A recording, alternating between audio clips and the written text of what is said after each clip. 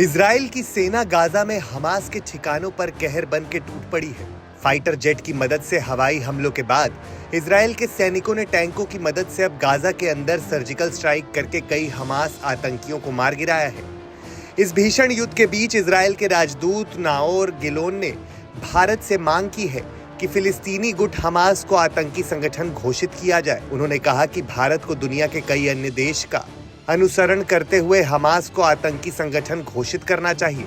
हर संकट में भारत की मदद करने वाले इजराइल की इस मांग पर विशेषज्ञों का कहना है कि भारत ऐसा नहीं करने जा रहा है। उन्होंने इसकी बड़ी वजह भी बताई है। पश्चिमी एशियाई मामलों के विशेषज्ञों का कहना है कि हमास ने किसी दूसरे मुल्क में हमला नहीं किया है और जहां तक इजराइल की बात है तो फिलिस्तीनी गुटों का कहना है कि इजराइल आतंकी देश है जो उनकी जमीन पर कब्जा करके बैठा है। उन्होंने कहा कि भारत किसी के भी आंतरिक मामलों में हस्तक्षेप नहीं करता है। उन्होंने कहा कि भारत आतंक के खिलाफ है और इसी वजह से पीएम मोदी ने इजराइल पर हमले को आतंकी घटना बताया, लेकिन हमास का नाम नहीं लिया। भारत ने जो बयान जारी किया उसमें भी हमास का जिक्र नहीं है। इजरायली राजदूत का कहना है कि अमेरिका, कनाडा और यूरोपीय यूनियन के देशों ने हमास को आतंकी संगठन घोषित किया है। उन्होंने कहा कि हमने ऐसा नहीं है कि हमास को लेकर पहली बार कहा हो।